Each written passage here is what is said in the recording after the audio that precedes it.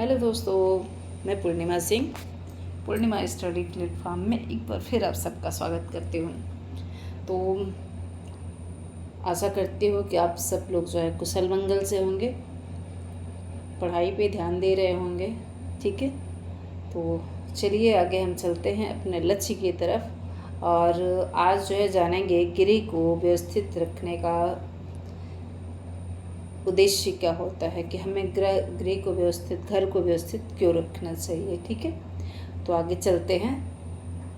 जैसे कि हेडिंग आप देख रहे हैं, गृह व्यवस्था के उद्देश्य, गृह वातावरण को उत्तम बनाना। पहला ही हेडिंग है इसमें, गृह वातावरण को उत्तम बनाना। पारिवारिक सुख समृद्धि के लिए अति आवश्यक है कि गृह वातावरण उत्तम हो। भौतिक संपन्नता के साथ साथ ही पारिवारिक वातावरण का सौहार्दपूर्ण होना भी परम आवश्यक है। गृह व्यवस्था का एक महत्वपूर्ण उद्देश्य गृह वातावरण को उत्तम एवं सौहार्दपूर्ण बनाना भी है। इस उद्देश्य की प्राप्ति के लिए परिवार में अनुशासन तथा मूल्यों की स्थापना होती है। परिवार के सभी सदस्यों के आपसी संबंध स्नेहपूर्ण तथा पारस्परिक हितों को ध्यान में रखकर स्थापित होने चाहिए। न कि गृह का वातावरण, घर का वातावरण आपका जो है उत्तम कैसे बनेगा, ये इसमें बताने का प्रयास किया गया है कि आपका घर जो है किस तरह से उत्तम वातावरण का हो सकता है। तो उसके लिए परिवार के जितने भी आपके सदस्य होते हैं उन सब में एक दूसरे से सहयोग की भावना होनी चाहिए, प्रेम की भावना होनी चाहिए, जिसे हम सौहार्दपूर्ण बोलते हैं। ठीक है, मैंने कि एक दूसरे को समझने की जो मानसिकता होती है वो होनी चाहिए एक दूसरे में, तभी घर का वातावरण जो है उत्तम बन सकता है, सौहार्दपूर्ण बन सकता है। ओके, चलिए आगे चलते हैं। दूसरा है सर्वांगीण विकास। एक कुशल गृह व्यवस्था का प्रथम उद्देश्य परिवार के प्रत्येक सदस्य के लिए सुखद वातावरण उत्पन्न करके उनका शारीरिक, मानसिक, आर्थिक एवं आध्यात्मिक विकास करना। सर्वांगीण विकास मतलब कि आपका शारीरिक विकास भी होना चाहिए, आपका मानसिक विकास भी होना चाहिए और आर्थिक विकास भी होना चाहिए, और अभी इस समय जुड़ा जैसे आध्यात्मिक विकास भी होना चाहिए। ठीक है, शारीरिक विकास से आप लोग समझ रहे होंगे कि आपके शरीर के सारे अंग जिस तरह से मैंने कि जो उम्र है उसके अनुसार उसका विकास हो। मानसिक मतलब कि जिस उम्र के आप हो उसके अनुसार आपकी मानसिकता हो।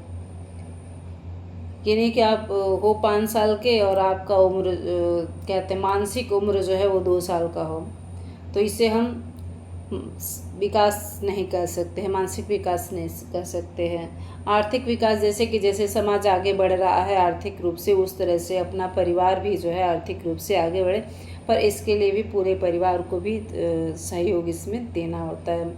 और आध्यात्मिक विकास से मतलब है कि आप हर क्षेत्र के मतलब कि जिस जगह पे आप जा रहे हैं वहाँ अपने आप को उस तरीके से ढाल लें। ये नहीं कि किसी को आप नीचा, किसी को ऊंचा, ऐसा ना समझे। हर व्यक्ति को जो है, हर प्राणी को जीने का अधिकार है, ये बात आपको जो है अच्छे से पता होनी चाहिए। आप किसी के साथ भेदभाव न करें, आप हर किसी में अपने प्रभु को देखें। हर किसी को जीने का अधिकार है, इस बात, हर किसी को खुश रहने का अधिकार है, इस बात का ध्यान दें। ये आपका आध्यात्मिक विकास हुआ। ये नहीं कि सिर्फ आप जो है अपने बारे में सोचें, बाकी ना सोचें, तो ऐसा नहीं होना चाहिए। ठीक है, आगे चलते हैं। तीसरा, पारिवारिक आय का विवेकपूर्ण व्यय। मैंने आपके परिवार में जो भी आय आ रहा है उसको हम किस तरह से व्यय करें, इसके बारे में आपको गृह विज्ञान बताता है। चलिए आगे पहले पढ़ के देख लेते हैं क्या लिखा हुआ है। परिवार के सदस्यों की प्रायः सभी आवश्यकताओं की पूर्ति के लिए धन का व्यय आवश्यक होता है।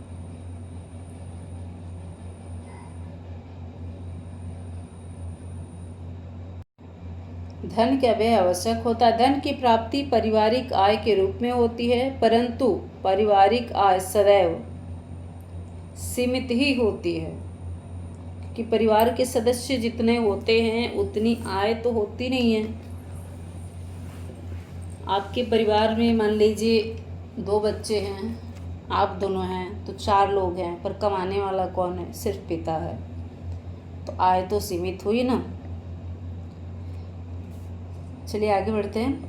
तथा पारिवारिक आवश्यकताएं असीमित होती हैं। चूँकि 4 लोग हैं तो आवश्यकताएं तो असीमित होंगी।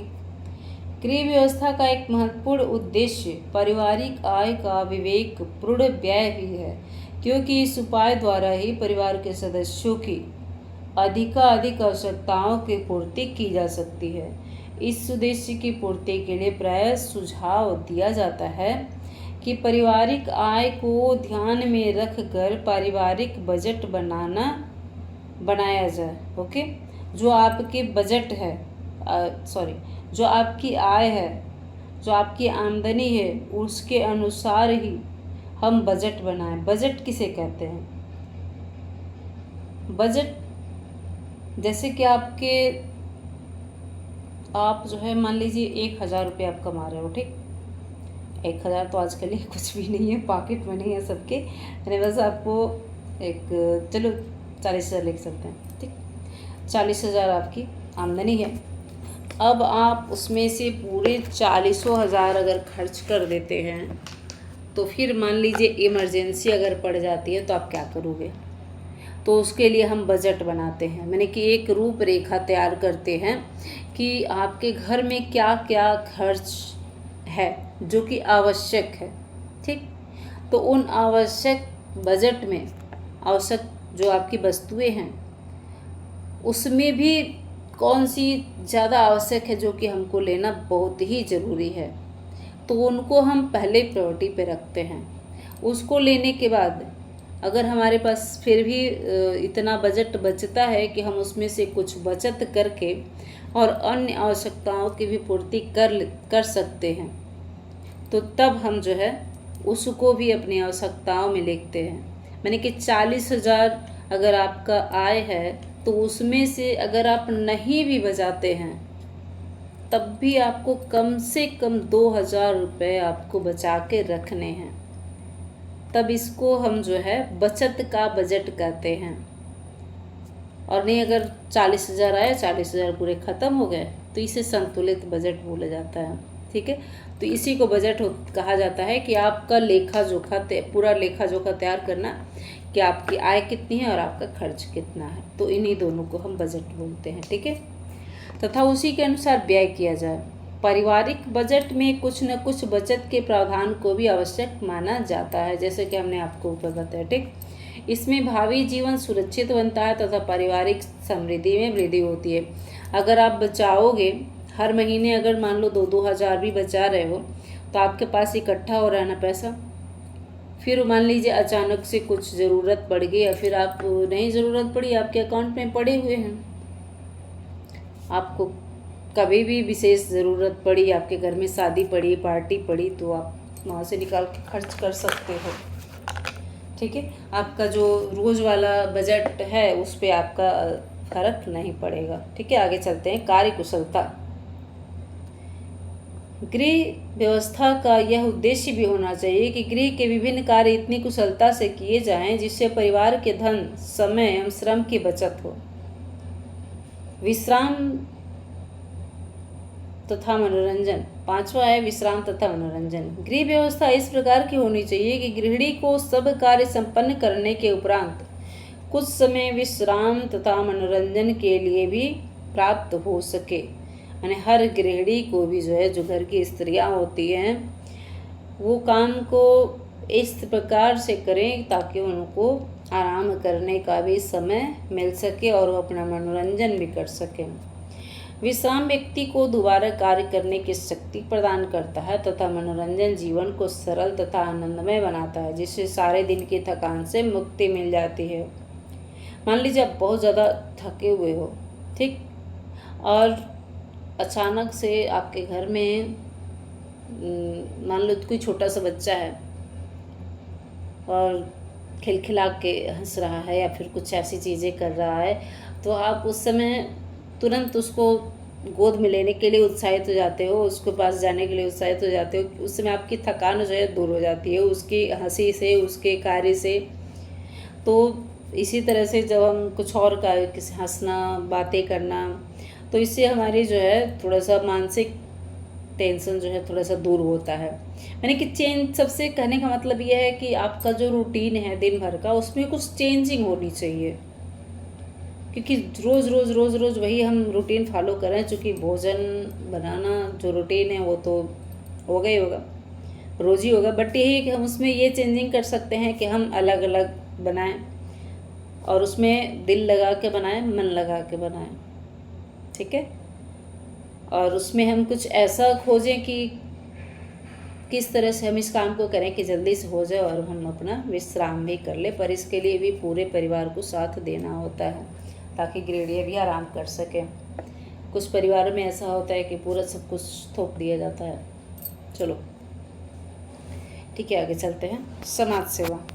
प्रत्येक व्यक्ति अपने परिवार के साथ समाज और समुदाय से भी संबंधित होता है, अतः गृह कार्य इस प्रकार व्यवस्थित करना चाहिए जिससे परिवार के सदस्य अपना कुछ समय समाज सेवा तथा अन्य आत्मीय जनों के संपर्क के लिए भी निकाल सकें, एक दूसरे के घर आ जा सकें, एक दूसरे के सुख दुख में भागीदार बन सके तथा धार्मिक एवं आध्यात्मिक कार्य में आत्मसंतुष्टि प्राप्त कर सके। यहाँ समाज सेवा से मतलब है कि आप गृहिणी हो तो इसका मतलब ये नहीं कि आप दिन भर अपने घर में रहो। अगर फुर्सत के क्षण भी मिलते हैं तो उसे आप जो है नींद में गवा दो। आप विश्राम करो, बट ये नहीं कि पूरा जो है, अगर 2-4 घंटे मिलते हैं तो ऐसा मत करो। आस पड़ोस के जो लोग हैं उनसे मिलो, उनके बारे में जानो। अगर वहाँ पे कुछ प्रोग्राम चल रहा है तो उसमें भाग लो। इससे भी हमारी मानसिकता चेंज होती है और हमें थोड़ा सा रिलीफ महसूस होता है रोज़ के जो काम होते हैं उससे, ठीक है। तो ये जो है चैप्टर 9 का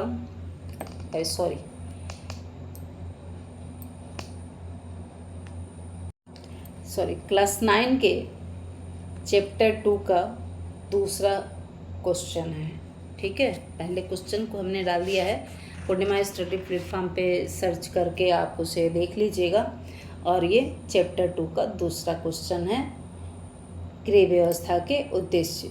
ओके, अगर आप लोग लिखने चाहें तो इस वीडियो को रोक करके, हमने बहुत कायदे से PDF बनाया है, तो आप यूँ बढ़ा करके आप इसको लिख सकते हैं। ओके, देखिए मैं लास्ट में फिर आपको बढ़ा के दिखा भी दे रही हूँ। आप इस तरह से इसको आप लोग रोक लीजिएगा वीडियो को, और धीरे धीरे आप करके इसे लिख लीजिएगा। कोई बहुत बड़ा नहीं है तो ये लॉन्ग वाला ही, मगर ये बड़ा नहीं दिया था, इतना ही दिया था, ठीक है। तो आप लोग इसे नोट डाउन कर लीजिएगा, सही रहेगा। या फिर याद करना चाहेंगे इसी से तो इसी से कर लीजिएगा, ठीक है। हम आशा करते हैं कि आप सब पढ़ने मन लगा रहे होंगे। तो चलिए, लाइक, सब्सक्राइब एवं शेयर ज़रूर कर दीजिएगा। वीडियो पसंद आए तो कमेंट भी ज़रूर कीजिएगा आपको वीडियो कैसी लगी। मेरी आवाज़ क्लियर आप लोग के पास आ रही है कि नहीं आ रही थी? ओके, और आप लोगों का प्रेम और स्नेह जो मिलता है कमेंट्स के द्वारा, वो मुझे बहुत अच्छे लगते हैं। बहुत बहुत धन्यवाद इसके लिए। हम आशा करेंगे कि आगे भी आप लोग ऐसे ही प्यार भरे कमेंट करते रहेंगे, और आगे फिर आप लोग आशा करेंगे कि हम आपको ऐसे वीडियो बना के डालें, ठीक है। वो बहुत बहुत धन्यवाद। Thank you.